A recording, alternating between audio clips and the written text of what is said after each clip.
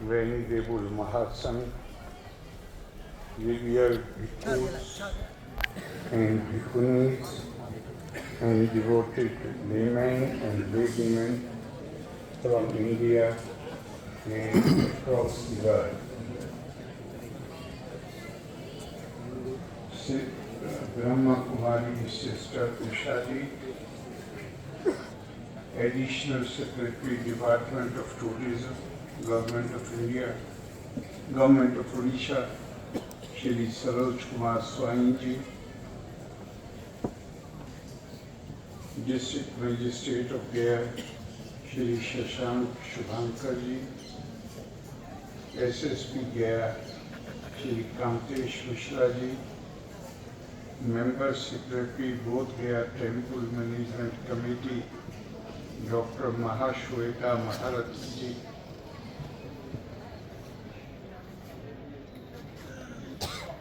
Venerable Bhikkhu Sangh Senaji, Mrs. Vangma Dixie, Mr. Richard Dixie, Sister Sudekha Kumhare, former Minister, Government of Maharashtra. I'm deeply grateful to Venerable Bhikkhu Sangh Senaji and Venerable Bhikkhu from Bangalore who personally came to Patna to invite me to this gathering at the closing of 20th International Tipitaka chanting ceremony here under the sacred Bodhi tree, the very seat of Lord Buddha's enlightenment. Here we have bhikkhus, bhikkhunis and devotees from many countries. I welcome our guests and wish them very comfortably stay here in Bodh Gaya. For 10 consecutive days, venerable monks, nuns and devotees have assembled in unity to chant the holy Pali canon at this most hallowed site. As we conclude this year's sacred observances, I applaud the Light of Buddha Dhamma Foundation International and International Tipitaka Chanting Council, whose vision and devotion have nurtured this ceremony from its modest beginning 20 years ago.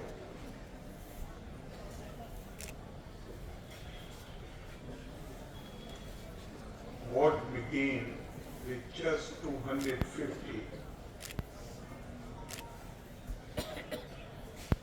Mrs. Vangma Dixie was telling me that the first assembly began with just 250 participants in 2006.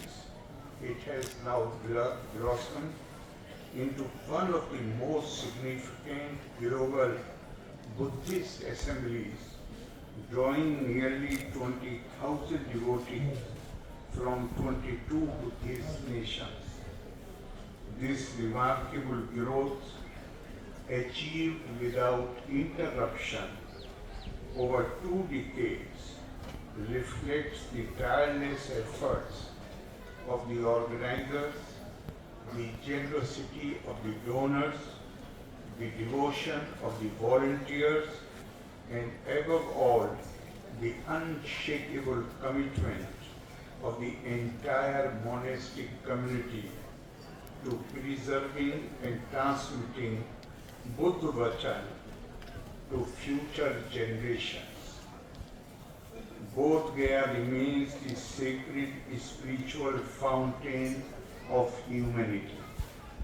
It is here that Siddhartha Gautama discovered the Four Noble Truths and attained supreme enlightenment more than 2,500 years ago.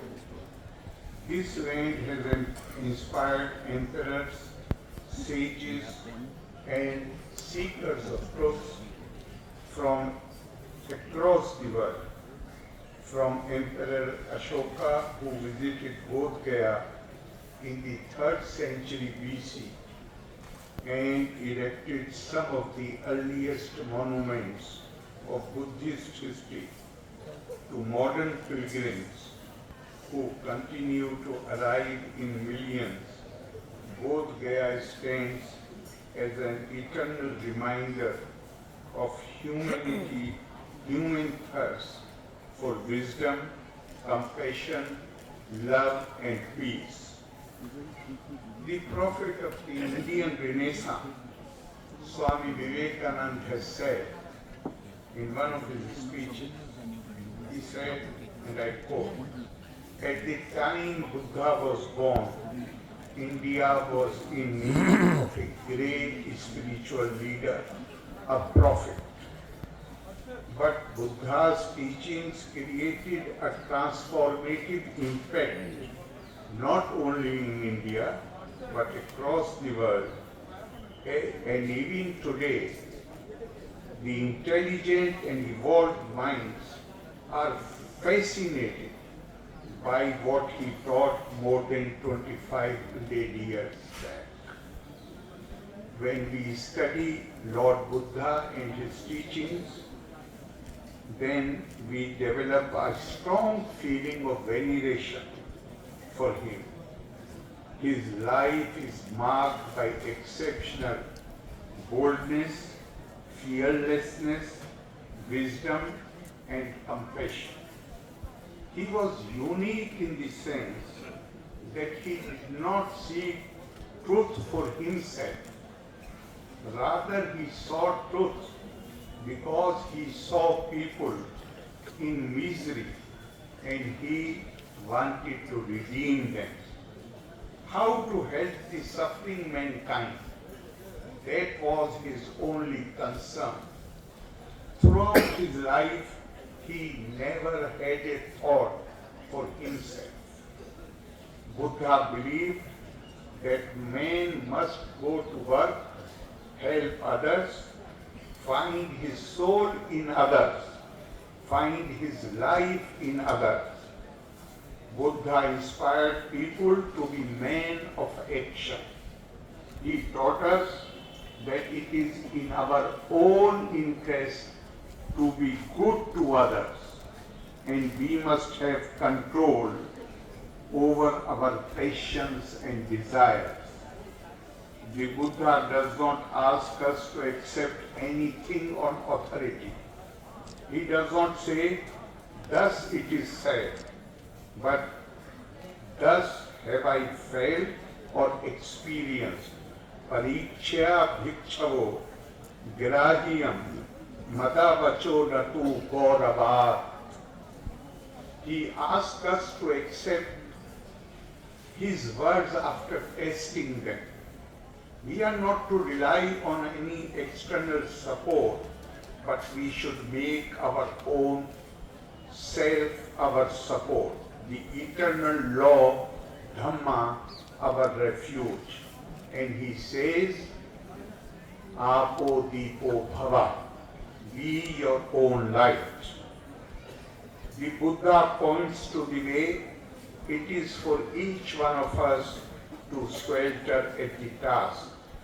The Buddha's authority, Mahapadesh, rests on his own personal experience.